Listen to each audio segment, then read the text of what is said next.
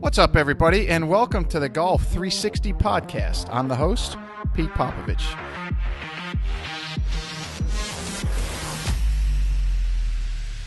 So you may be asking yourself, what is Golf 360? And Golf 360 is a show that was designed to introduce you to people associated with the game of golf to help you improve not only at your game, but also your life. Almost all of our guests are from within the industry in some way, shape, or form, but some of the guests we have are from outside the industry, and it mainly revolves around the business world with a few others scattered in here and there. Now, all of the guests that we have a few things in common. One, they all were highly successful and accomplished in their field. Two, each has something to pass along that will help you in your game and your life. And three, they were all more than willing to give back by passing along the things that they used to help them in their career, and even some of the mistakes that they made so that others don't make them in their journey. So I hope you find listening to them as enjoyable as I did interviewing them, and that each and every one of you benefits from the information that they so willingly and graciously pass along. This podcast is brought to you in part by Just Thrive Probiotic. You may be surprised to learn that your digestive system is the key to creating and maintaining the quality of your physical, mental, and emotional health, and it's one of the body's most essential systems. That's why the majority of nutritionists today highly recommend probiotics as an indispensable nutritional supplement. As a discriminating consumer, you've probably been searching for a probiotic that is proven, potent, and effective, and you found it. Just Thrive is your best choice for maintaining a healthy lifestyle. Just Thrive Probiotic captures the power of hundreds of thousands of years of nature's design with a specialized bacillus strain formulation that guarantees survivability through the stomach and upper digestive system. Supports optimum gut health, digestive health, immune health, and delivers antioxidants. Great for adults, kids, and the whole family. Use promo code GOLF360 at www.thriveprobiotic.com for 10% off your order. This podcast is brought to you in part by Old South Golf Links. A short ride across a bridge from Hilton Head Island is one of the area's finest golf courses and a hidden treasure. Set up on towering pines and ancient oaks with sweeping marsh vistas, truly makes Old South Golf Links a one-of-a-kind golfing experience. The Clyde Johnson design was named one of the top 10 new public courses when it opened, and it also takes full advantage of the natural beauty of the Low Country. Old South is a fun and unique challenge for golfers of every skill level and a favorite of both locals and visitors. Whether it's your first time here or you're a regular, you'll be treated and feel like family. From the bag drop to check-in at the fully stocked pro shop with both men's and women's apparel, to breakfast or lunch before or after your round, the staff is always ready and willing to help. Experience for yourself why Old South is one of the premier golf courses in the Hilton Head area and why it will quickly become a favorite of yours too. Visit them in person or online at www.oldsouthgolf.com, or to make it tee time, simply call the pro shop at 843-785-5353. Hey, what's up, golfers? Welcome to another edition of the Golf 360 podcast. I don't think there's anyone out there listening that wouldn't just love to increase the distance that they hit the ball by 10, 20, even 30 yards or more. Because in the modern era of golf, distance has definitely become king of the mountain and something everybody is in search of. And it seems like science continues to bring us another way to gain distance all the time, be it through the golf ball, hotter face drivers, lighter shafts, time in the gym, or even a magic pill here and there. Golfers are willing to try just about anything to pick up more distance. And why not? It's been shown that the easiest way to lower your scores is to simply hit the ball longer. One way to do that is to increase your swing speed. Now, today's guest, along with the device that he helped co-found and co-create, is doing that, and he's doing it for everybody. And when I say everyone, I mean everyone from weekend hackers all the way up to the best touring professionals on the planet, as well as everybody in between. And it seems like everybody is picking up distance as a result. This was a very interesting conversation as we get into how his product works, as well as a lot of the science behind it. And whether you agree with him or not, there's one thing that's difficult to argue, and that is golfers are hitting the ball longer as a result of using his product. So please give a warm welcome to my guest, SuperSpeed Golf's co-founder, Michael Napoleon. Okay, Golf 360 podcast. I'm here with SuperSpeed Golf co-founder Michael Napoleon. Mike, thanks for coming on. Really appreciate it. Thanks for having me. So we got a lot to talk about. You guys got a great product. It's getting attention and growing. I would what appears to be exponentially, which is great for you guys and everybody that uses it.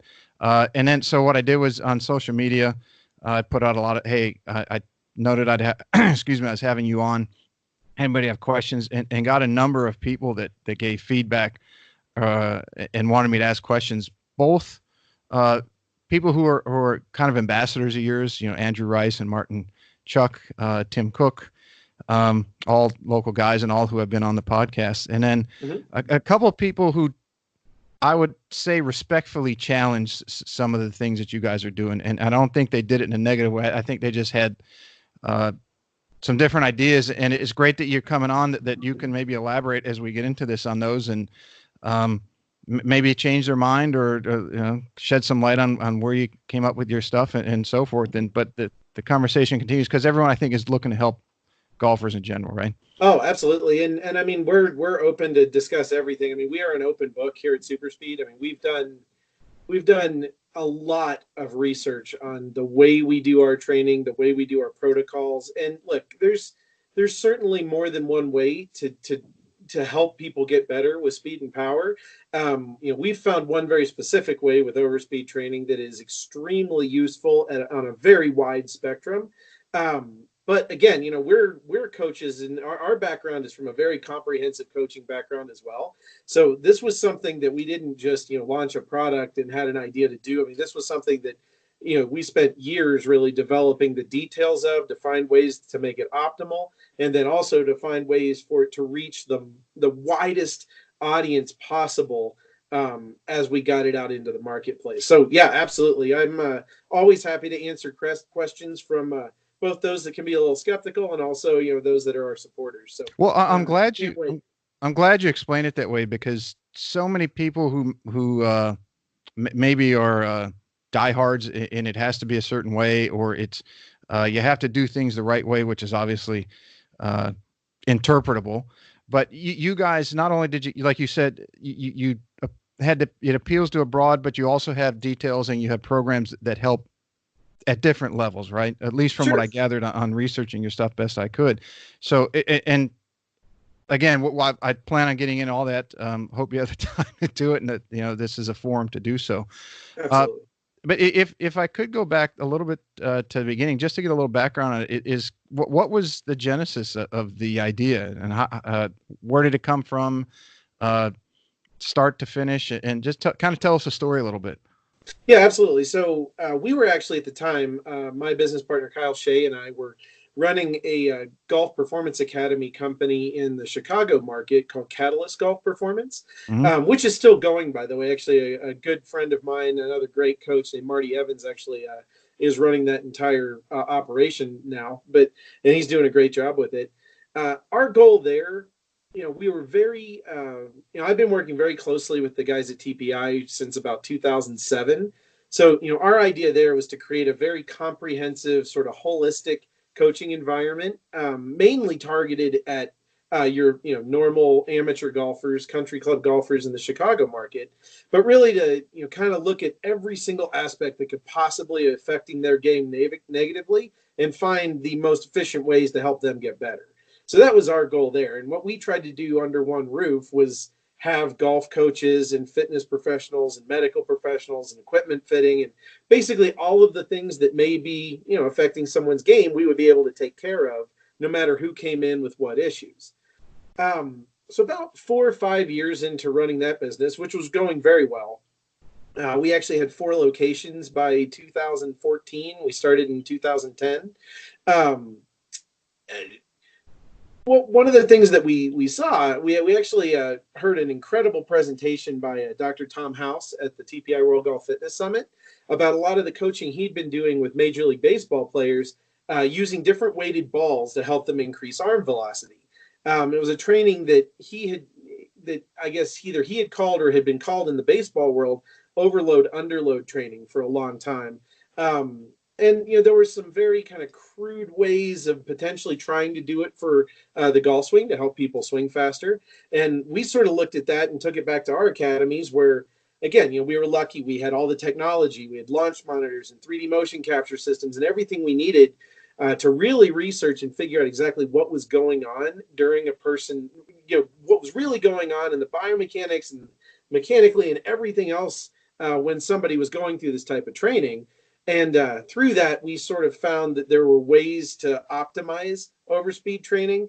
I'll talk about that in a second. Actually, we changed the name of it for a very specific reason. But we found that, there's definitely like a right answer to how much lighter than the player's club that you should use and how much heavier you should use. Like there's a very specific weighting breakdown that optimizes the training.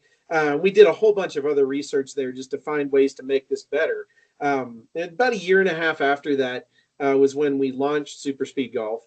And that was in the fall of 2014. And since then, we've been just sort of off to the races with this, really trying to just, I would say stay in that very specific niche lane of helping people increase speed. What is your background in golf instruction, or is it in fitness and training and in neuroscience? What's the background that you have?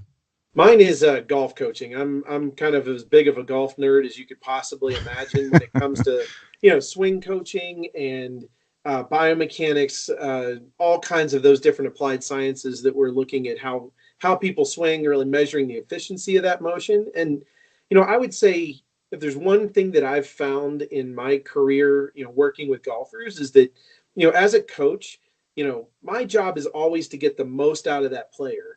It's not necessarily about me sounding the smartest in that lesson or giving them the most information, but it's to help them with whatever goal they have to accomplish that in the fastest way possible. And I've always looked at that as like a gold standard of coaching. And one of the things that I learned early on, going through the process of learning how to be a better coach, I think was that means that I need to be very flexible because every single player is different. There's a different optimal way for that player to swing a club efficiently. And in order to be able to maximize that for every player that comes in, I've pretty much got to know all of the different swing methodologies, all the different swing techniques, and how to really assess and figure out what's going to be best for each one of those players. So that was one of the things that was really interesting in the education I've had in my career as a golf coach, was trying to be able to be very flexible so that I could help anyone that comes through the door. The thing that we found with SuperSpeed, when we started really looking at this type of training, we kind of found that we were looking at a new type of training that hadn't really been done in the golf world very much, because we weren't really changing the mechanics of the swing that much. We weren't really changing the physicality of the player that much. We were really just helping that player access more speed that they already had, that they just didn't, their brain literally wasn't letting them use. So when we found that, we actually found that regardless of what type of swing that player had, or regardless of some of the different underlying factors that would cause me to be very specific about how I would coach them mechanically, I could pretty much do the same program with them from an overspeed training standpoint as I would the next person that might have a very significantly different mechanical swing. So when we saw that, we started to see that this was much more universally applicable to golfers of all shapes and sizes, basically. And that was when we really started to go all in on the idea of really making this something that was going to be widespread in the industry. Yeah, because really before you guys, the only thought process, so to speak, on training for speed was to use a weighted club, right? And I never bought into that theory that you should use it exclusively, because heavy produces force, but it doesn't produce centrifugal force.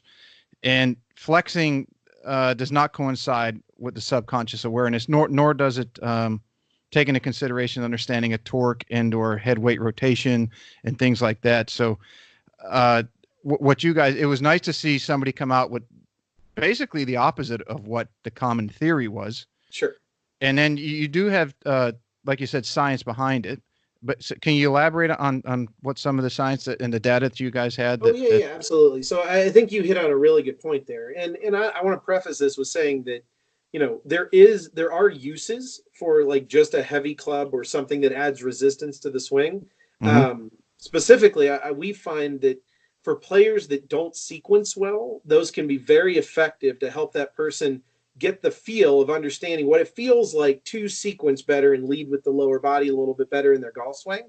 The problem is that if you do that training for excessive amounts of reps or a long time, there's a neuromuscular phenomenon that we've kind of started to deal with this overspeed training, where, well, the background will be this: like, every movement that we do in the world is controlled by a motor program in our brain. So you have like this giant library of motor programs in your brain. When you step on the tee to hit your drive on the first hole, your brain selects the motor program for hit driver, and then you run that program. When that happens, your brain sends a signal to your body. That signal, it's an electrical impulse, basically goes down your central nervous system, arrives at your muscles, and then your muscles respond to that coded signal to produce the movement. After, or very much as it's happening, there's also a feedback mechanism that happens where there's a feedback where your brain either kind of understands that was the expected result that happened, or that, oh, something different happened that time a little bit. And there can be a lot of these micro variances in the neuromuscular response to a motor program that can be extremely important when we start to look at consistency and things like that on the golf course. Well, what we've found is that it doesn't take a very high number of reps. I mean, I'm talking 3 to 5 reps for your brain to change that expectation of what your body's going to do when you pull the trigger on that swing. So if you swing a heavy club 7, 8 times in a row, and let's say that it's 20% heavier than your driver, we've seen that a 20% heavier club than your driver, on average, will slow somebody down by usually somewhere between about 8 and 12% of their normal swing speed. Mm-hmm. So somebody that's swinging 100 miles an hour can only swing that club in the high 80s. Well, what happens there is that your brain starts to expect this kind of slower rotational response from the body. And if you go back to your actual club, what you're going to find then is that you'll actually be swinging a lot slower than you were right before you did that with the heavy club. TPI did a great study on this in baseball, actually. I think it was about 5 or 6 years ago. It had a number of collegiate players in, minor league players, like pretty good athletes, and had them do like a warm-up program using like 2 bats together, or like a really heavy donut on the bat. And then, so measured their bat speed before they did that, then did the training with the heavy bat, the warm up with the heavy bat, then had them swing right after that. They found that on average, and those were a little heavier than 20%, I think they were maybe 30 or 40. I don't have the exact number there, but they found on average the players' bats, they lost 30% of their normal bat speed on the first swing out of the gate, and didn't get within 5% of the same as their normal bat speed until like the 4th or 5th swing after, the 4th or 5th swing with their game bat after they did the training. So like that was kind of like one of those to kind of prove like why in the world are these guys using donuts in the on deck circle in major leagues? Like you're shooting yourself in the foot from a speed standpoint. And I mean, if you're not going to get your normal bat speed back until the 4th or 5th one after you've done that training, I mean, in the majors, you're already out. So like, we gotta figure this out. Yeah. It gets into more muscle recruitment for heavier apparatus that the person's trying to move. So you're losing synaptic firing, which means now you're recruiting a different neural pattern, which means you're recruiting a different blueprint, like you already said. So it's a complete changing of the pattern that's already been developed. So what I would say there is that it's not a changing of the pattern that's been developed. So we've found that the motor program tends to be very difficult to change. In fact, you can't really change a motor program. You can only make a new one. And you can use there's a lot of research on how that works as far as like taking one motor program and it kind of is a template for a new one. And that's actually a lot of what we do as coaches. Right. Poor use of word on my part. You're right. It doesn't change. But the point being is this: the response to that signal. Think of that motor program as it sends a signal and then a response happens to that signal.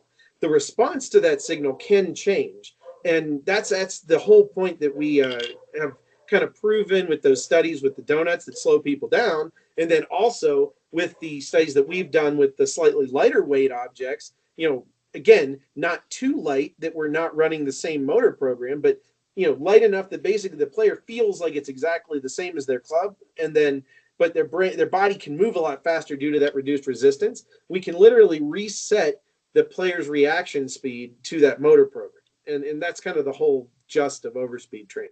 So is it that motor programming stays close enough to what their actual programming is for swinging a club, but it's modified slightly because of the weight?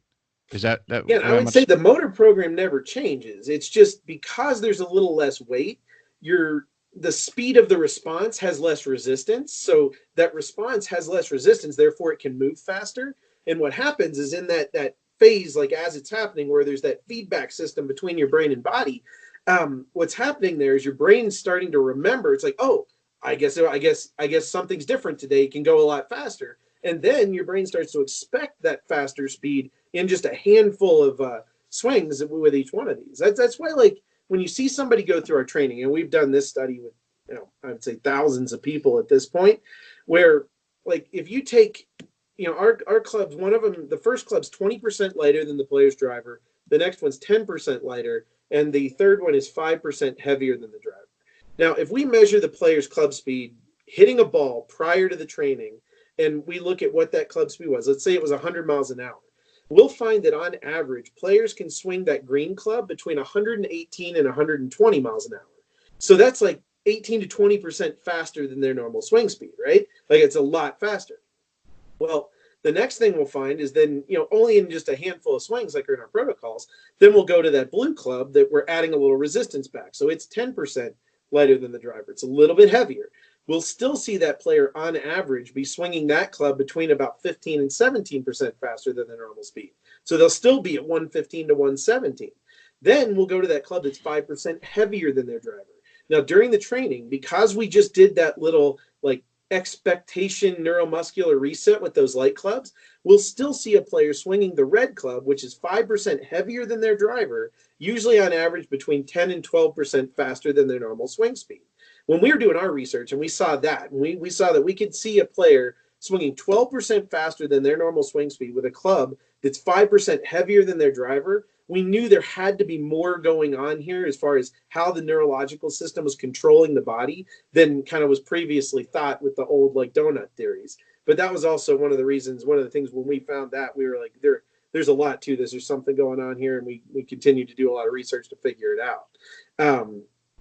So that's kind of what you see happen during the training. Now, the cool thing is, though, is if you gave that person our red club, which is 5% heavier than their driver, if you gave them that first and you did that one at the very beginning of the training and measured the speed would actually go down because of the increased resistance. But because we can reset that neuromuscular system and reset what your brain's expecting when that motor program fires, we can create those significant increases in speed, again, without really changing much about the mechanics or the biomechanics of that player's swing. Do you, as the synapses grow closer together, so as they start to connect the neurons and that neural patterning, do you find out that the weights of the clubs, that the range that you guys have come up with help promote that? In other words, if their swing, let's say their swings groove, for lack of a better technical term, and their synaptic firing happens very quickly. So you're obviously, the goal of what you guys are doing is trying to make that happen even faster, right? So I think this would be an easy way to, answer what you're getting at here. Like, as you get to more elite players, you don't really see the increase in club speed go down that much. Like, it's about a 5% gain in effective club speed. Hitting balls before to hitting balls after is what we've seen in the studies we've done across age group, skill level. Mm-hmm. What's happening in this is, let's take it this way. Your brain puts a limiting factor on how fast your body can move for a lot of different reasons, or it can put a limiting factor on range of motion for a lot of different reasons. One of the big ones being like injury, pain. This would be a common thing that you'd see, right? Protect the body is the brain's number one function, right? Or one of them. Absolutely. So what happens there, though, is just through normal, life elements, we tend to not use 100% of our athletic potential in really anything that we do in athletics. So what we're really finding on a big picture level, what we're doing is we're allowing your brain to access speed that player already is capable of doing, that for one reason or another, your brain is just kind of shut off or limited or put a governor on to a certain point, and we're just kind of lifting that governor off and allowing that to go faster, and through that training kind of proving to the brain that the body's going to be able to safely move at that speed, and there we go, we get speed increase.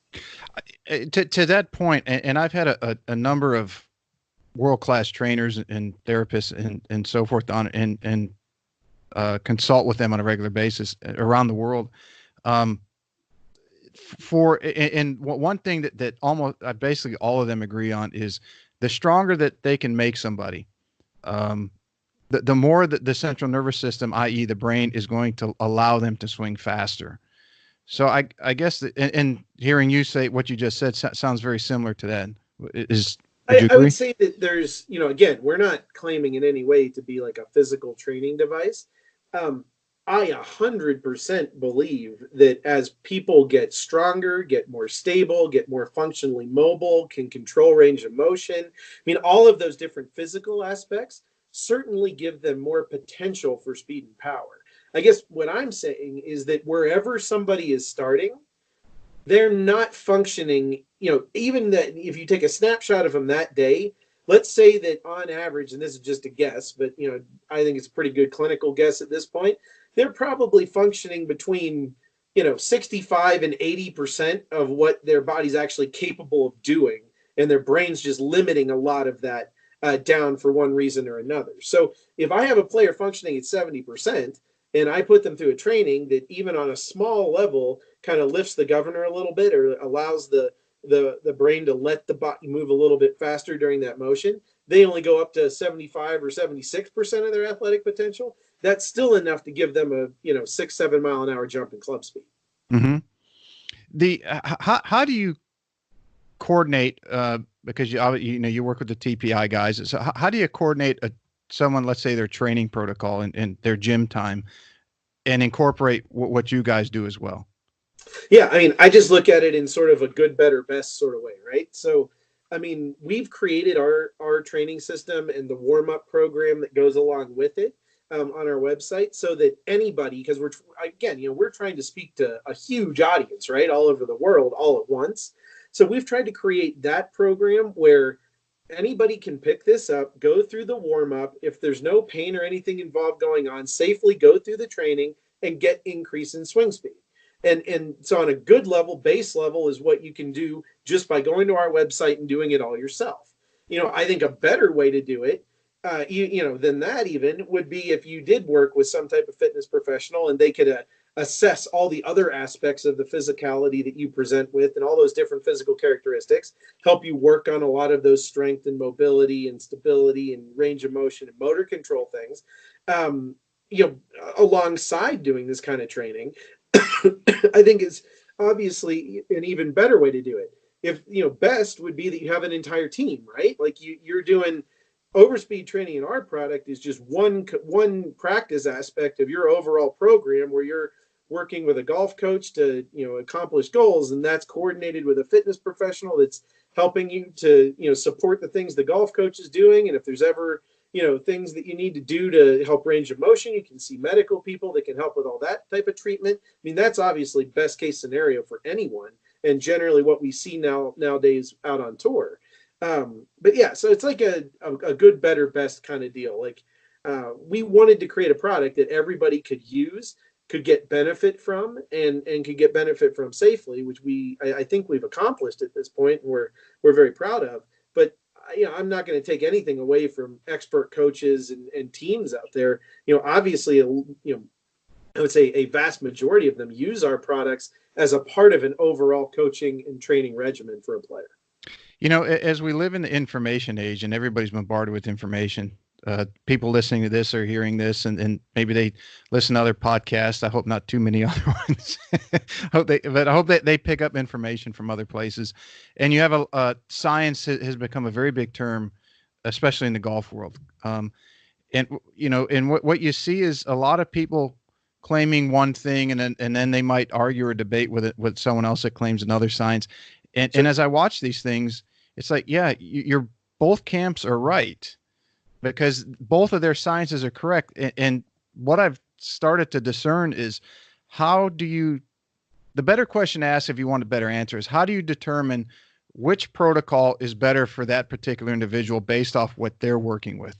And you touched on a little bit, and I guess that's leading to my question is how do you discern if somebody requires speed or they require more power to sustain that peak? Because you can take somebody who can bench press 300 pounds but has never trained in speed, and that's like an untapped well. The same as you can, right? The same as you can train. Someone's been training in with your product, but they don't have the base of a weight training protocol, and they're not able to produce power. So that power equals force plus speed.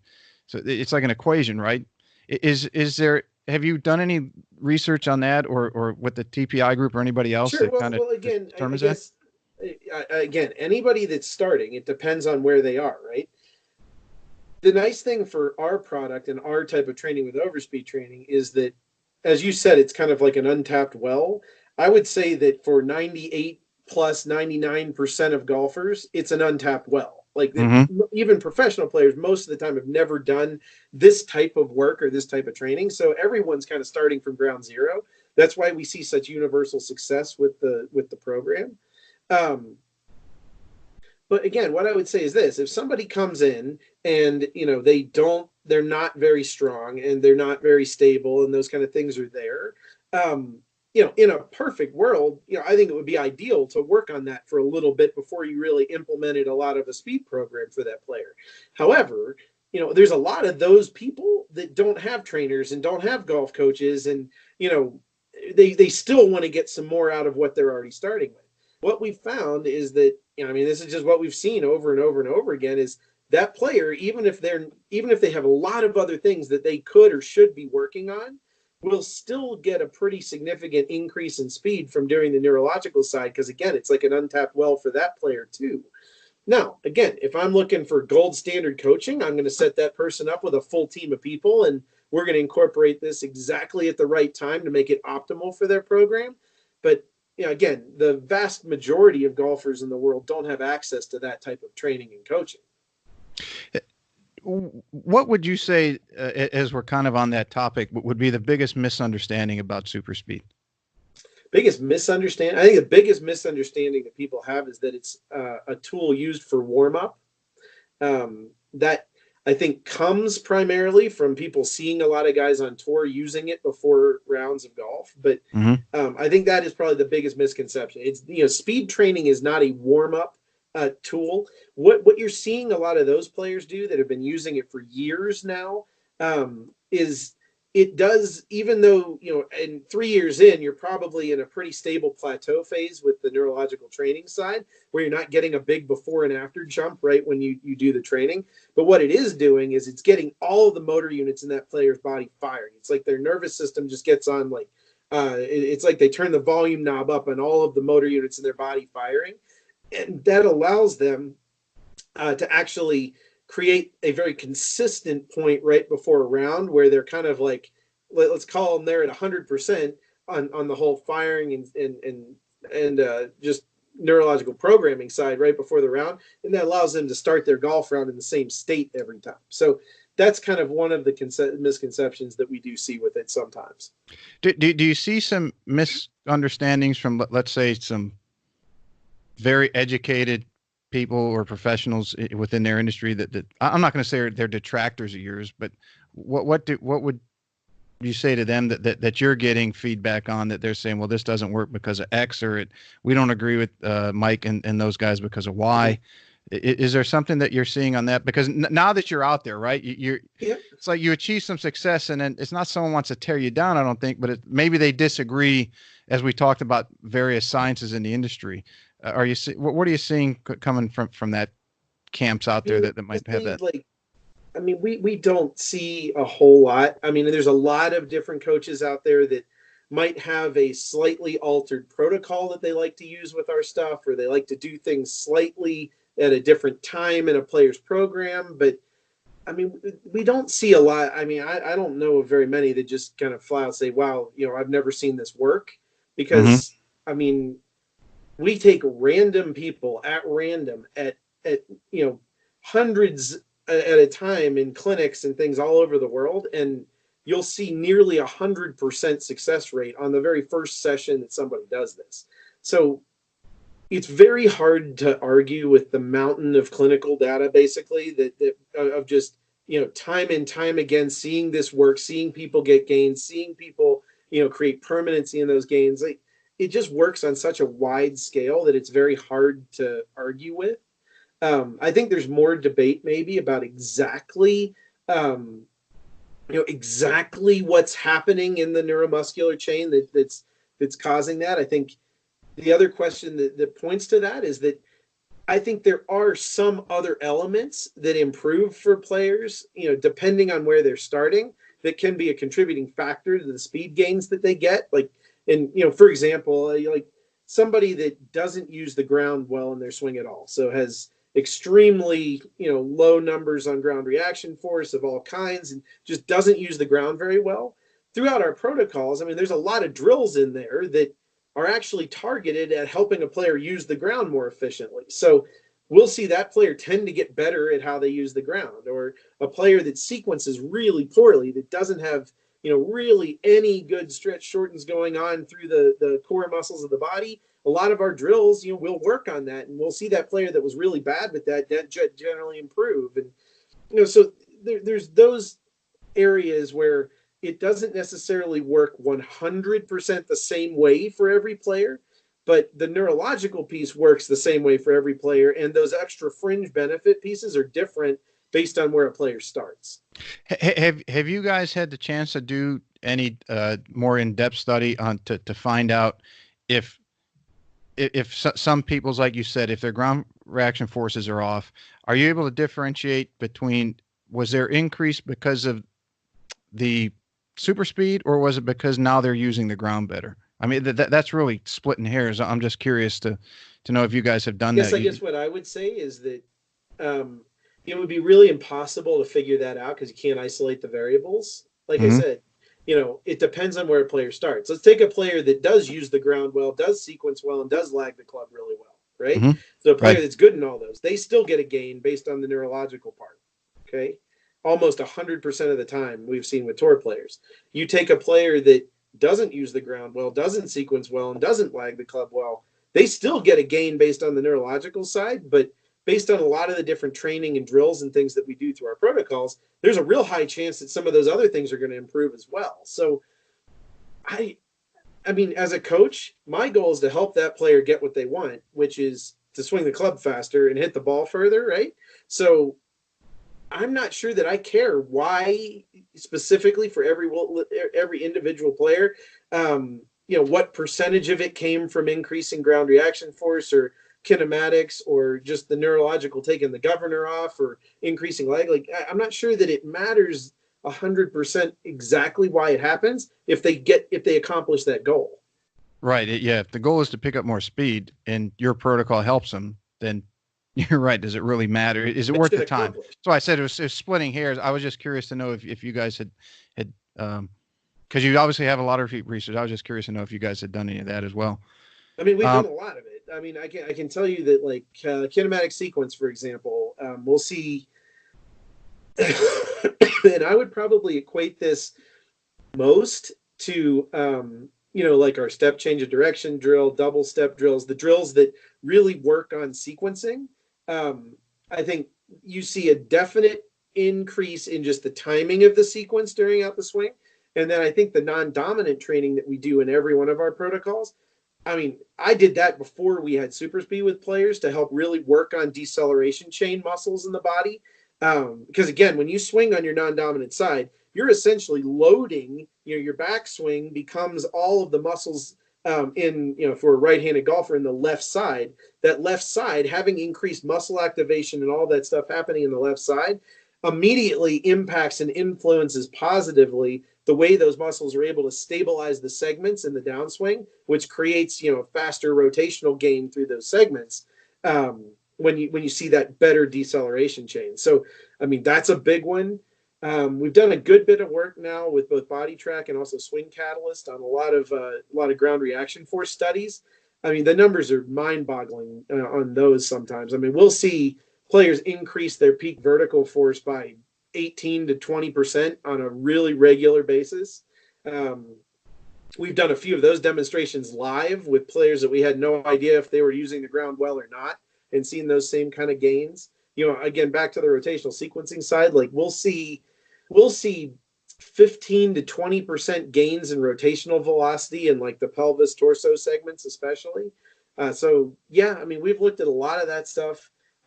We see a lot of improvement also in just like timing of releasing the club.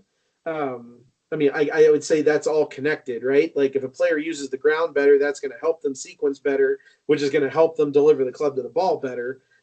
So I don't know how much you can pull out individually of those three, but we definitely see all of those aspects tend to improve for people. On the opposite side, swinging the training. So you're right-handed and you do the protocol where you're swinging left-handed. Is it the stability of the muscles going from one side of the body working concentrically and the other working eccentrically, and now you're switching that around that you think helps? I mean, again, I'm not a physical trainer, and that's not my area of specialty.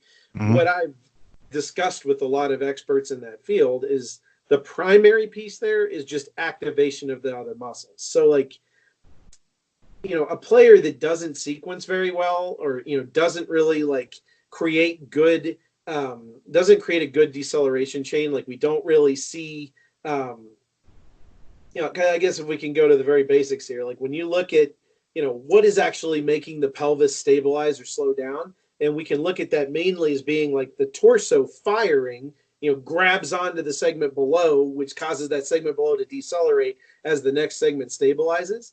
So if the muscles that are involved with that process of grabbing on and making it stabilize so the next segment has something to fire off of, if those muscles aren't firing well or aren't active, obviously that process is not going to work as efficiently. So swinging on the non-dominant side tends to cause you to use a lot of those muscles that the player may or may not be using when they're making their downswing, but we're trying to get them kind of turned on, or we're just trying to flip the switch on a little bit that those muscles exist when we're making those non-dominant swings. And we go back to the dominant side, we tend to see a huge improvement in that overall sequencing.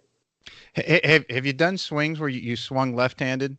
I'm assuming you're right-handed, right? Yes. Okay. Have you done swings where you did your left-handed swing and then turned around to right-handed, and your brain, the changeover in your brain is one of the weirdest feels I've ever experienced. It's just like it's kind of like if you put one hand in a bowl of hot water and one hand in a bowl of ice water. It's just, the brain can't comprehend it all at once.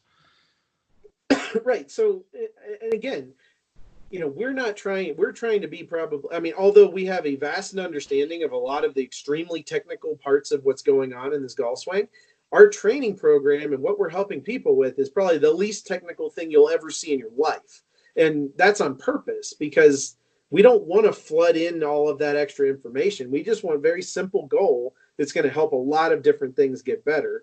I think that's part of it. I mean, that's part of developing a feel for what you're doing. And, if you have like one of the little radar devices, you can actually see how fast the club's going every time. It's a really wild phenomenon how fast it helps people, because, that player will get up there and make a swing, and let's say it's at 85. And then the next one, they'll really try to like tense up and go as hard as they can at it. And it might go down, and, it might go to 82. And they're like, wow, well, I guess that didn't work. And then the next one, maybe they won't. They'll loosen up a little bit. The sequencing will get a little bit better, and it'll go up to 87 or 88. And then that reinforcement right there of learning of what that player just learned, that feel of whatever that took to improve the efficiency of their swing just made them faster, and therefore that's going to help that learning process. It's interesting how people think if they exert more force, they're going to swing faster, yet they actually slow down, isn't it? I just think people don't consciously understand how to properly produce more efficient force. They feel like if they just tense everything up that it feels more powerful, but it's actually not. So it's just a disconnect where people don't really know how to swing faster. Our product's just helping them learn that. Let me ask you about the thinking that you guys put into, or the data that you came up with to come up with the weight system. Yep. And how much to differentiate off of let's use a driver, for example. So how much percentage do you go below for the 2, and then above for the heavier. Yeah, so the first one goes to 20% lighter. Okay. Mm-hmm. We found, and it's a window, like it doesn't have to be exactly 20% lighter. We found that anywhere between about 15% and 25% lighter than the driver is going to be effective. So we just hit right in the middle at 20%. We found that if it got lighter than about 28 to 29% lighter than the player's driver, that we would see significantly different sequencing happen, different ground force patterns, mainly because the club was, it's like if you just swung a driver shaft by itself, you don't really need to engage your lower body or your core very much to make that swing because it's so light.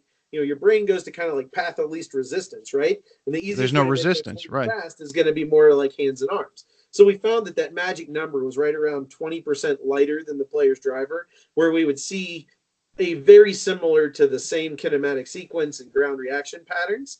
So that it wouldn't change very much. And that's just kind of where we would say, okay, the player's firing the same motor program and it's very similar to their golf swing, right? And then on the heavy side, we found that if we got more than about 8 to 10% heavier than their driver, that on average, no matter what we did with those light clubs, most people would still slow down to slower than their normal swing speed. And we found that that wasn't very effective in permanency and creating big gains in the training. So that's why we landed on 5% heavy. You know, there's been a lot of systems out there that kind of like, or not systems, but there's been a lot of training in the baseball world that used like the player's actual club as the middle one.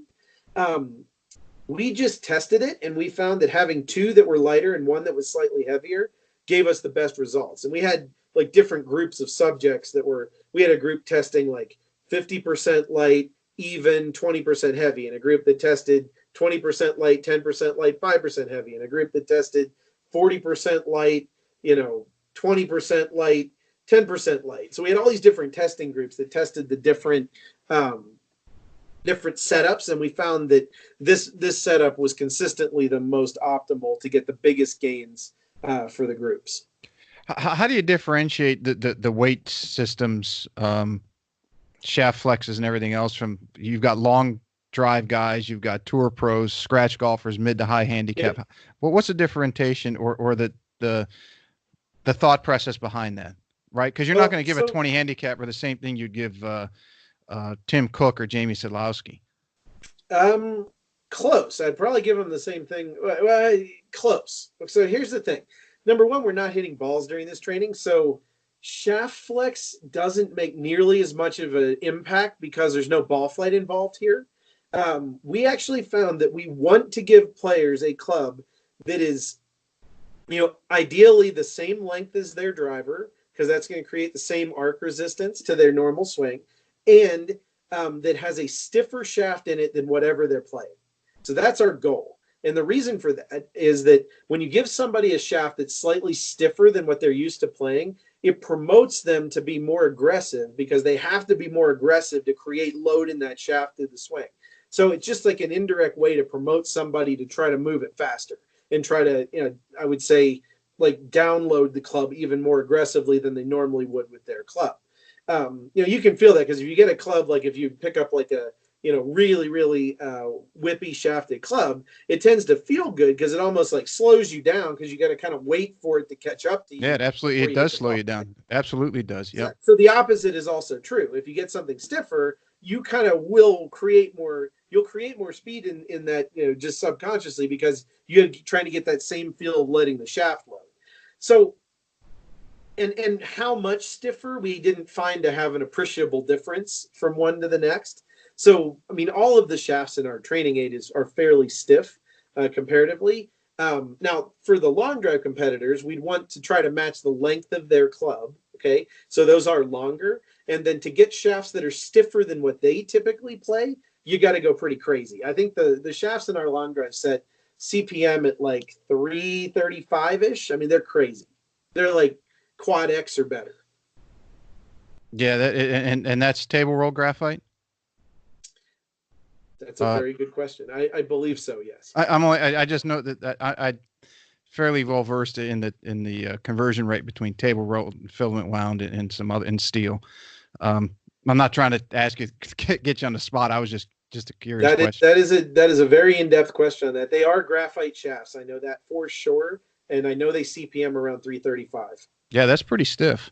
It's very stiff. Yeah. On the because I spent a number of years in doing some very in-depth club fitting. The when you get stiffer, in particular for anybody, because we're all human beings, but as you get into people who don't have as much strength. So if you're giving someone to the Havoc camps, right, from Caddyshack, sure, and you're giving one to Phil Mickelson, and they're relatively similar, the Havoc camps are going to try to, like you said, they're going to try to generate more speed, but they're often going to try to generate it from a movement in the upper body, in particular the shoulders, and I.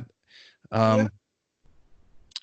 And I over time I saw that slow them down quite a bit. So potentially, what I would say though is that with that player, that like more elderly player, and again, I mean, the shafts in our normal sets are not nearly that crazy of what I was talking. They're basically like an X-Flex type shaft. Okay. What we do find though is because all of the protocols and drills that we have in our protocols are basically there to work on sequencing, and because we've taken away that goal of having to hit the ball, we still find, a lot of success even with those players going through this with those clubs. Like I'd be interested to test if like we did it with somebody had like a senior flex shaft and we gave them a regular or like a stiff in it. I'd be interested to see if we got any different results than if we gave them like the X Flex that's in ours currently. That is one that I haven't specifically tested, so I'm going to just kind of plead the fifth on not having the answer on that one. But my hunch is that the differences in results would be negligible. But again, that was something definitely to look at and test in the future. When we're done, I'll message you the guy's name to talk to about that. That's the world genius on conversions and how that works, sure, and it functions, and human body and brain and how it works with the shafts. You guys would could work well together and do some pretty cool work. What about the weights? If it's driver length, do the head weights run? Do the weights you guys have at the tip run about 190 to 200, 205 grams? No, so the swing weights on ours are actually all, I believe, heavier than a normal driver would be. We tested it a few different ways on that as well, as far as where we put the weight on the shaft. From a physics standpoint, I mean, again, the further away, we're basically increasing resistance throughout the swing. Mm-hmm. So, if we were to move the weight back further on the shaft and balance it differently, we would just have to make that club either lighter or heavier, respectively, to find the same difference in resistance that we have. So, no, our head weights are actually, again, all the clubs are swing weighted very heavy. We've found that to work the best, again, for promoting more aggressiveness during the training. That also is one that we found to tend to help players increase especially players that have like an issue with like casting early release. That tends to be something that helps them, because that more resistance further away definitely causes them to kind of load the club a little bit better on the way down as they get into a lot of our sequencing drills. As you talk about sequencing, one of the things that I read from some of the people who might not have agreed with you, to give you the opportunity to maybe address these things, was that the clubs, as they're trying to swing them faster, that the ones that are too light were the percentage difference from a driver was too much, and that the kinematic sequencing actually went down, or it got worse. In what way? That instead of, let's say, from the transition, instead of starting with the legs and the hips and then the torso and then the shoulders, arms, hands, club, that it went, let's say it didn't have as much coming from the lower body as it started from the upper because it was too light. Sure. So it would depend on what that club is relative to that player's driver. Like I said, we found that if we got below about 27% lighter than the player's driver, mm-hmm, then we started to see, some significant changes in how the lower body was working in the swing. But if we're in like that range around 20%, will it be slightly, very subtly different than the normal swing? Touch, yes, but it will still be moving a lot faster, and those segments, the rotational velocity of each one of those segments, should be moving significantly faster than it did in their normal swing. And we found that to be that point where it was effective. But if like a player grabs like the senior set, for example, that has the yellow club in it, that's a lot lighter than even the green, and they're playing a standard men's driver, yes, the way they'll swing that yellow club will be significantly different than their normal golf swing. But that's one of the reasons we have a lot of different sets, that'll base more around the different types of weights of clubs that are out there. So is that where the difference comes between a 20 handicapper and let's say a college golfer or a tour pro? Now, it's hard to say because like your 20 handicapper can be a very different type of person. Like I've got I've dealt with plenty of 20 handicappers that are pretty good athletes that can make the club move really fast. Mm-hmm.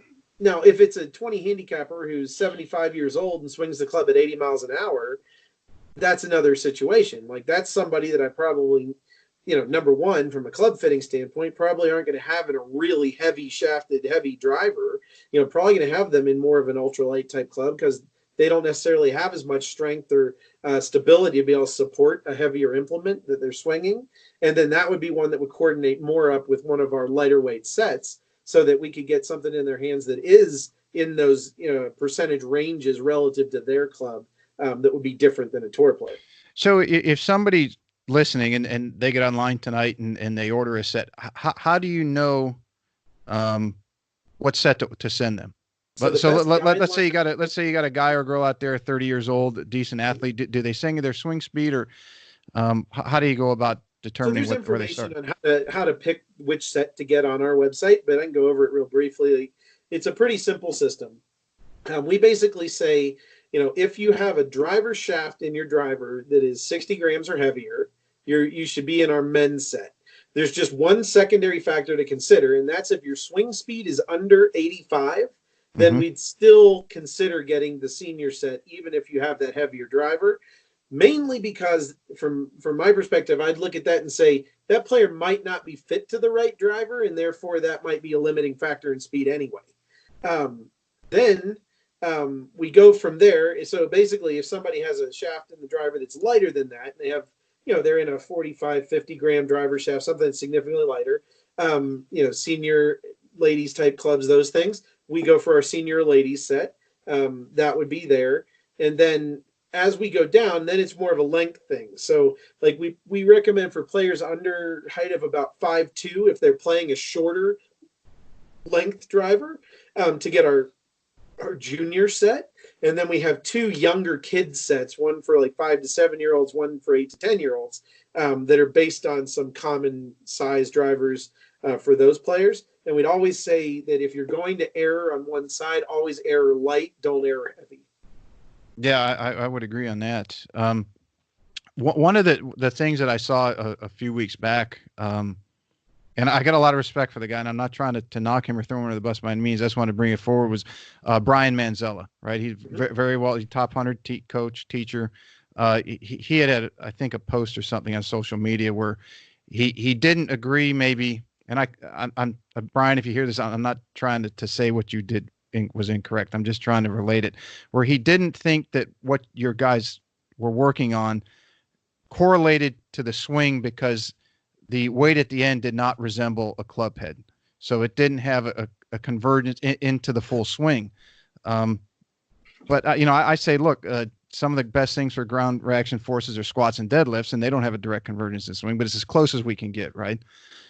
So I would say this in response, and that's that, speed training is its own animal, right? Like when we're doing this neurological speed training, I want as little else going on in that player's head as humanly possible, except just trying to make the thing move as fast as possible. That's all I care about. I don't want them thinking about having to rotate the club during the swing, hit anything. All I want them to do is try to learn new feels or find new feels in their body that are going to make that club head move faster. And then, it's incredibly important, to still apply that to actually hitting a golf ball. But I look at those as two separate training modules or two separate coaching modules that a player should go through. And that's where we found the most effectiveness. We found the most effectiveness in permanent speed gain by isolating the speed training, motor program specific speed training with Overspeed training, and then applying that to then, after that training session's done and that player's taking a little break or something, then we get up, and if we're going to try to work on speed training with driver, with hitting a ball, we're going to do that in a separate session, with some different rules on the coaching side, basically. So that would be how I'd respond to that. It's just an isolation of the element. Yeah, and again, I'm not trying to pinpoint or poke at Brian. I don't need him mad at me. I've never even met him, but we have some mutual friends. Everyone says he's a great guy. He seems like it, but I just wanted to bring that forward because he had hopefully your answer can maybe answer some things in his own mind, and if not, he can get a hold of you. You guys can talk about it. Hey, we're always happy to discuss stuff. Like I said, I mean, we've done this in a lot of different ways, and we've just found that this one is very effective. And some of the things that you brought up there actually are very interesting too. I think, remember I told you that this was originally called overload underload training was the term for it in baseball.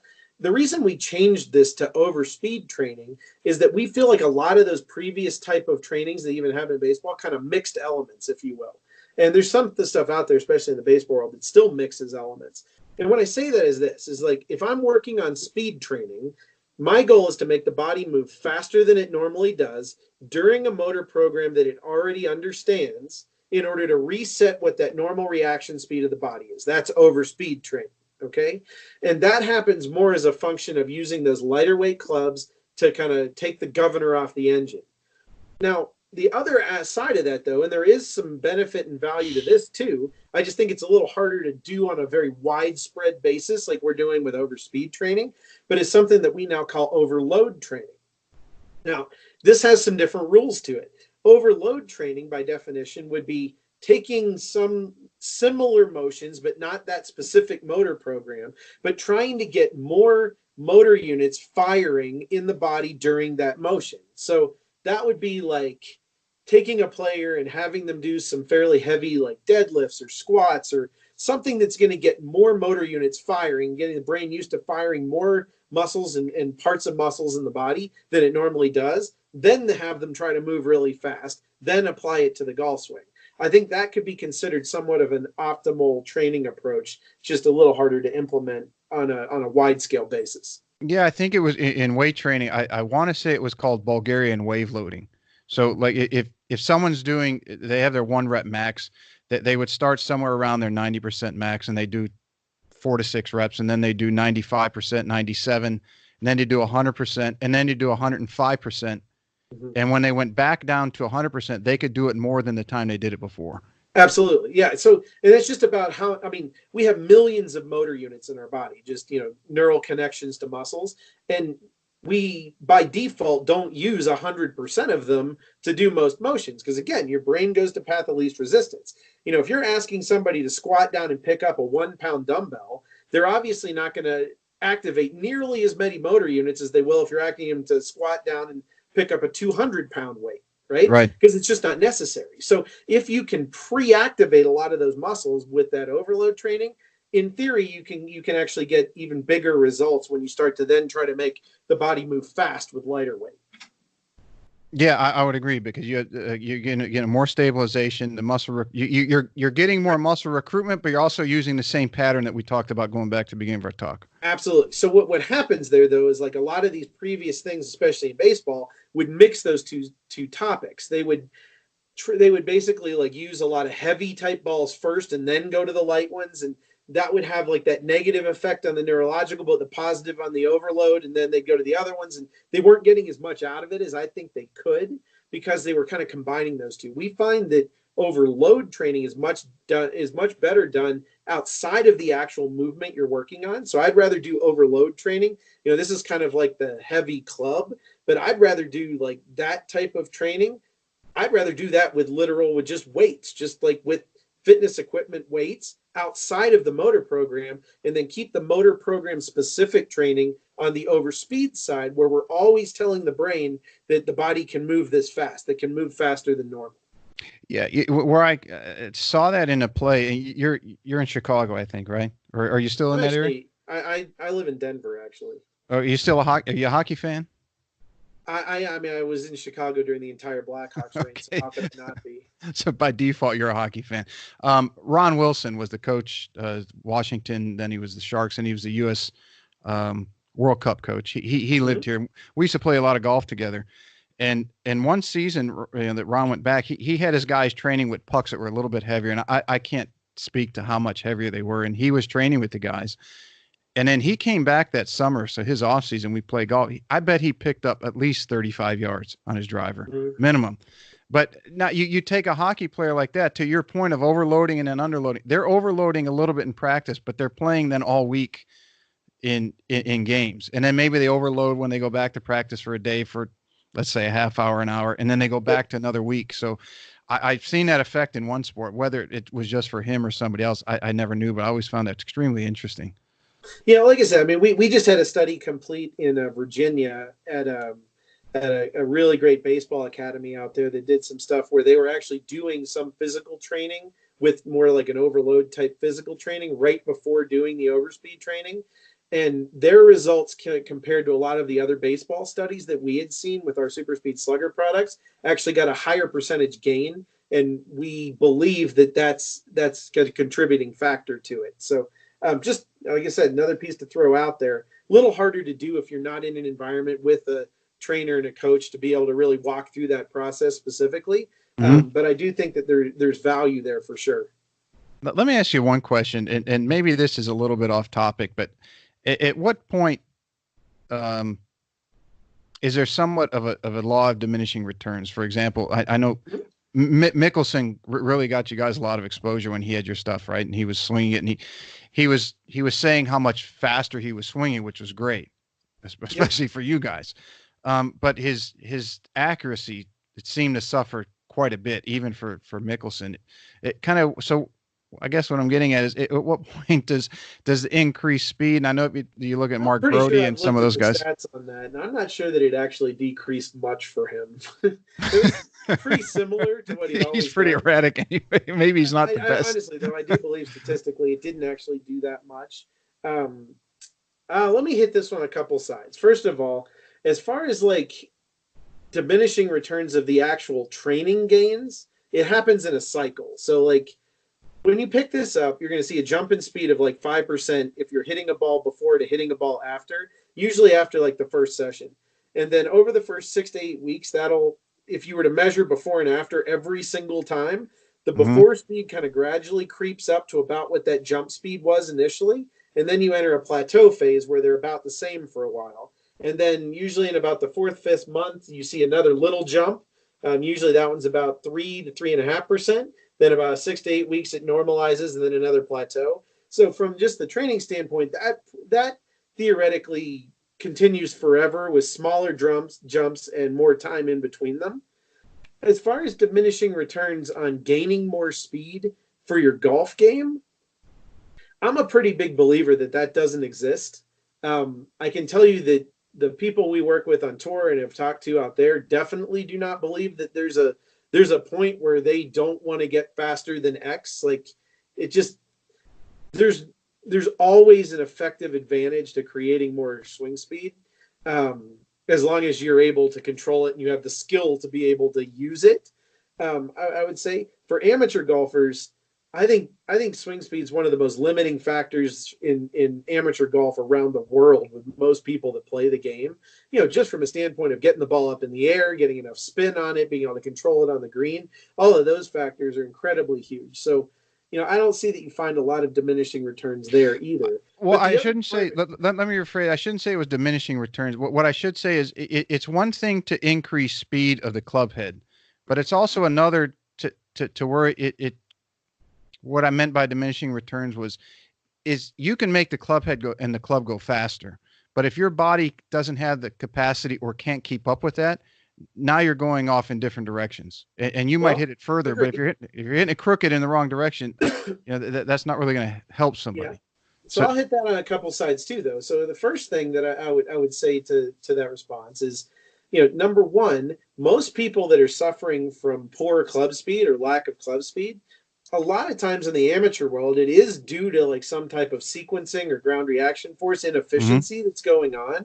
And when those things become more efficient, we tend to not only see that player increase their ability for speed and power, but we also see their ability to be able to consistently put the, club on the center, or put the ball in the center of the club face, usually improve as well, because we're improving the overall efficiency of that player's golf swing.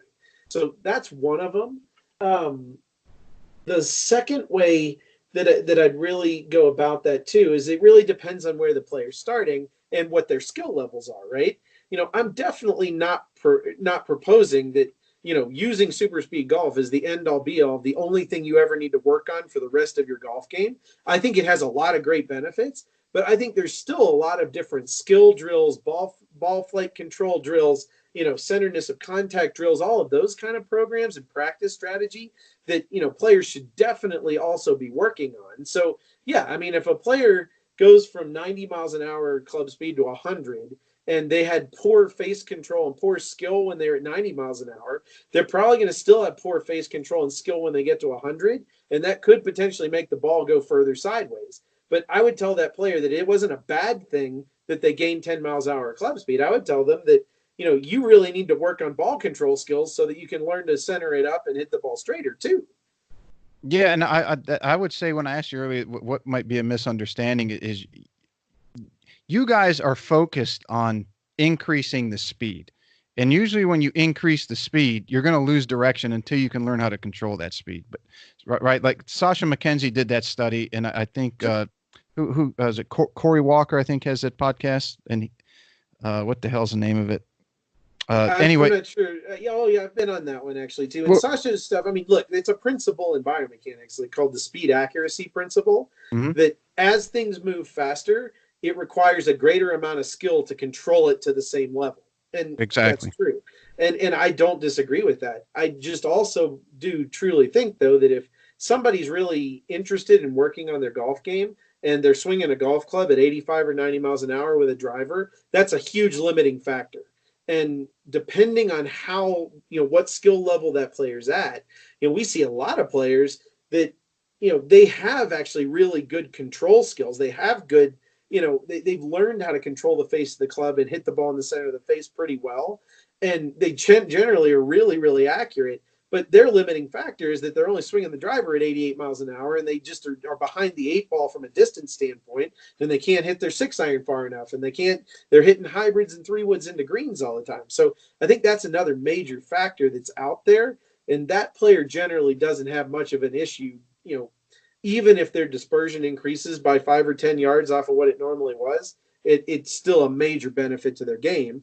I would say it's always a benefit to gain speed as long as you are also working on a lot of those control standpoints to be able to take advantage of it. Yeah, well, yeah, and that's what I was getting. The misunderstanding is, if you're working on speed, which is what you guys provide them to do that, and where Sasha's thing went with Corey was, if you're practicing to reset the bar of where your speed is. So let's say you're swinging at 100, but you can really swing at 107.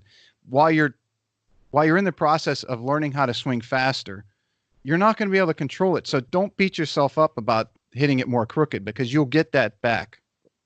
Absolutely. And you will get it back. And I think it depending on the skill level of the player, you'll find that some tend to get it back very quickly. Like it's a really kind of funny inside joke, but whenever we put tour players through this the first time, on average, it takes a tour player, the 4th ball after they do the training, if they hit balls right after the training, to hit usually the longest drive they've hit in a year. So it's like 4 balls, and they've already kind of reset those tiny little pieces of skill to match everything up to where they want it. For somebody that doesn't have a high level of skill, it may take a little bit of practice after doing those intense speed sessions to be able to really apply all of those things to the golf game. But yeah, like I said, I would just seeing that in practice, people don't have as much trouble with that as you might think theoretically. It's amazing how fast people are able to get it back to going right down the middle and 20 yards further.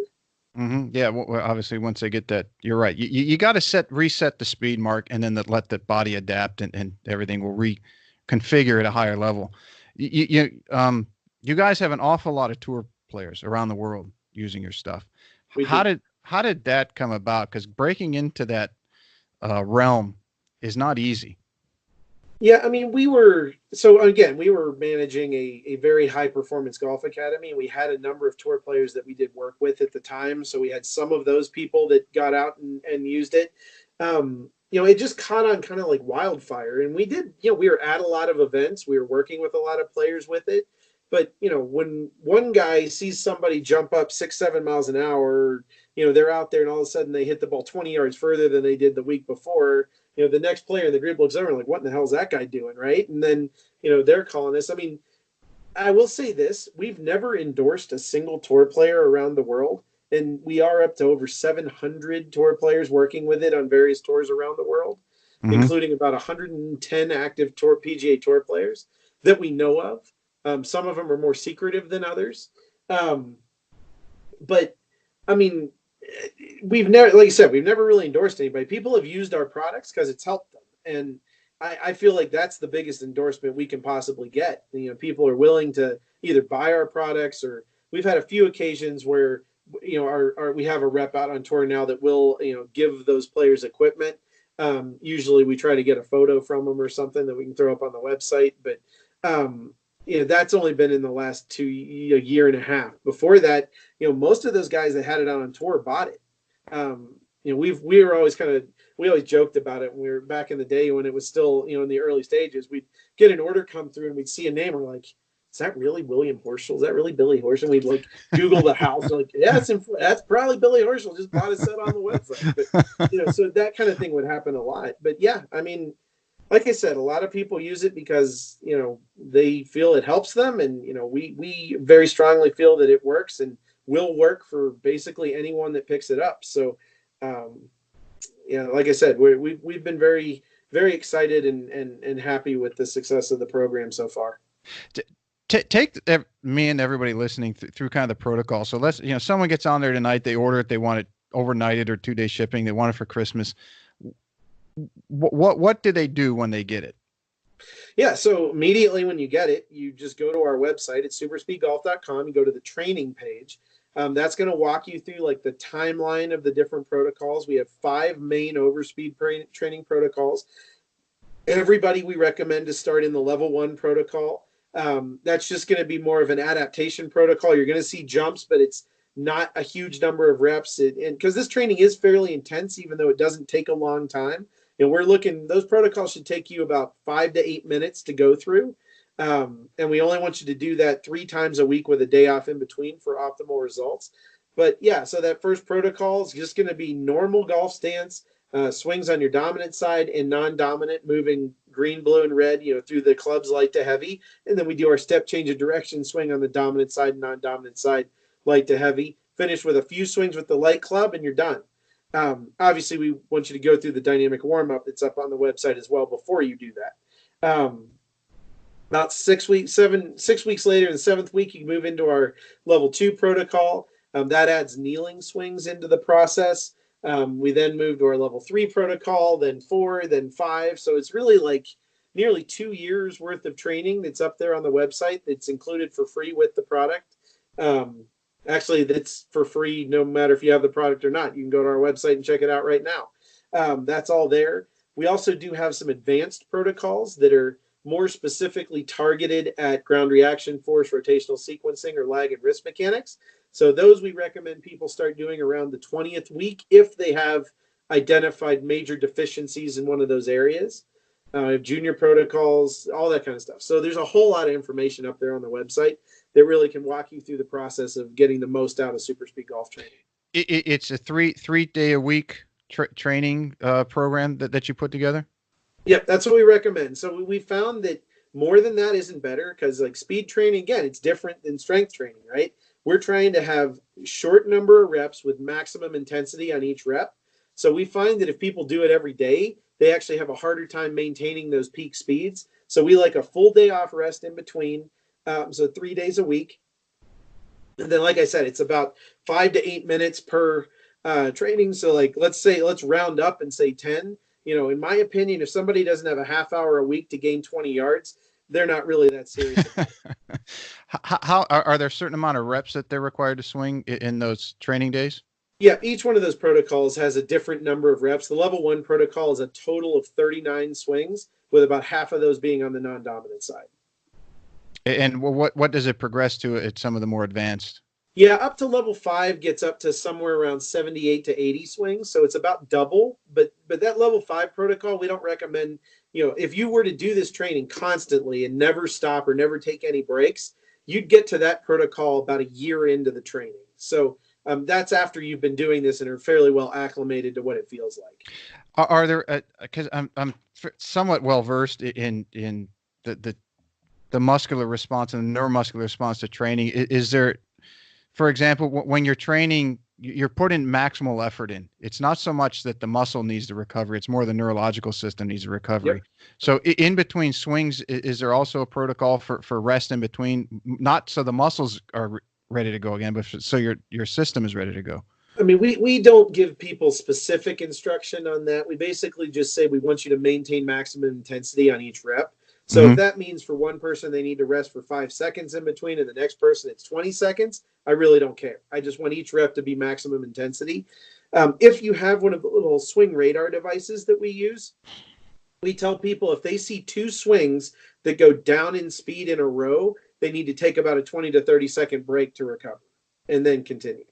Okay. Yeah. And I'm not knocking. I'm just giving you my thoughts on it. If you're working maximal effort, let's just I'll use the weight room because a lot of people training nowadays are in the health.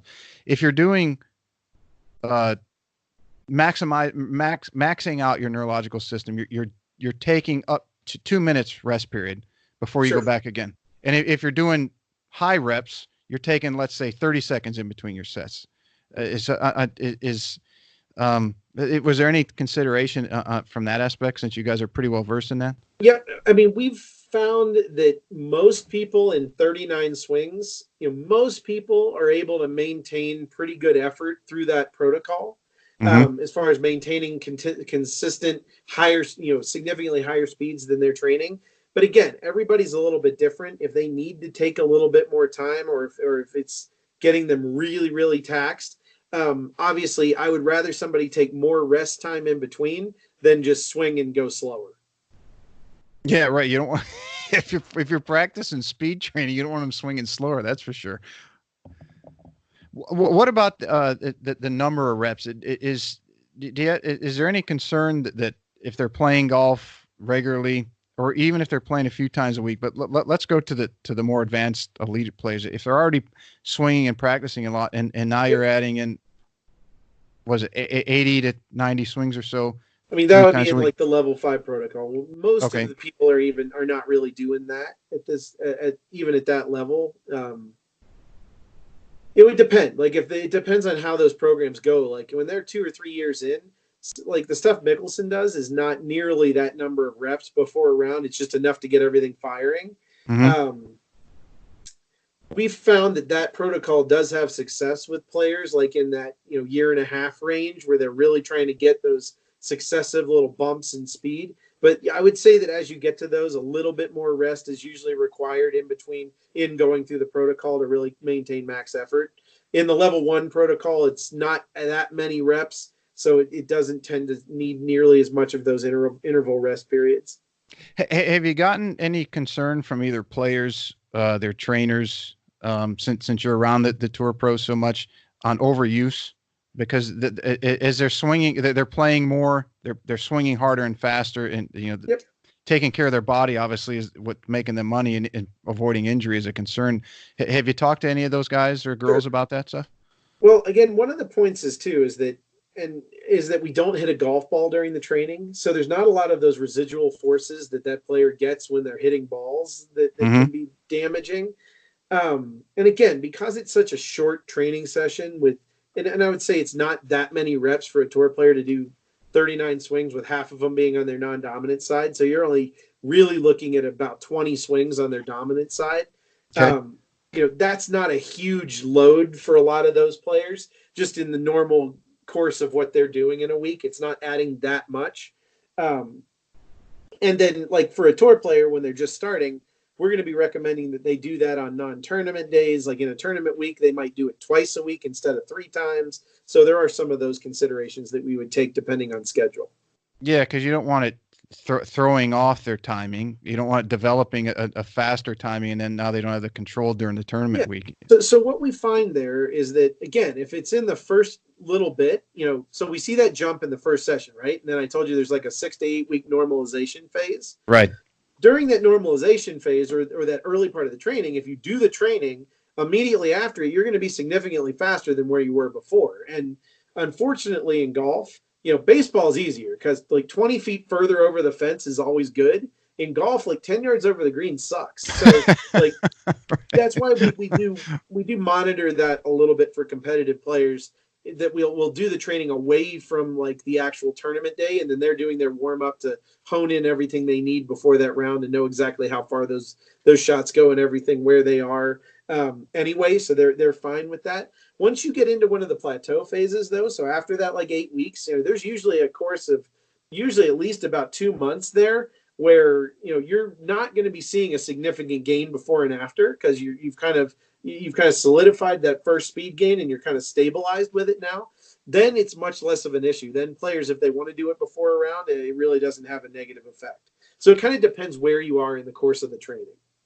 For a lot of the players that you're either in regular contact with at either in your schools or at an elite level, that they're picking up significant speed. Are you finding that they have to change their shafts? In other words, they have to go a little stiffer? Oh, absolutely. I mean, yeah. Like good example is a mini tour guy that we were coaching back in Chicago. We were just starting this, went from 100 he was like 106 average, went up to, in 6 months of training, went to 118.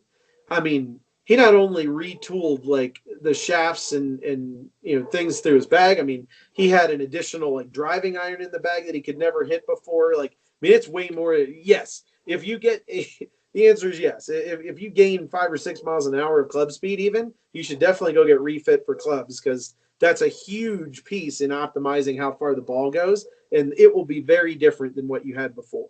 Yeah, because as you start picking up that amount of speed, you're going to overload the shaft on the amount of energy you're giving it. And now if the shaft's not able to hold that energy, it's going to start kicking it out sooner, later. It's never going to be consistent. Yep.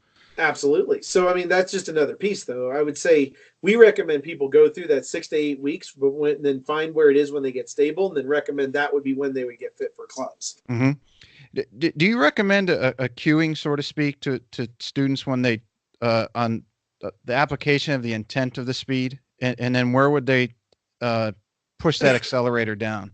All I really want to tell people is I want you to make the club move as fast as you can down through the hitting area, and that's the only cue I give people. And I might yell at them to keep trying to make it move faster, but I really am just a big believer in sort of discovery learning and not over coaching things until it's necessary to intervene.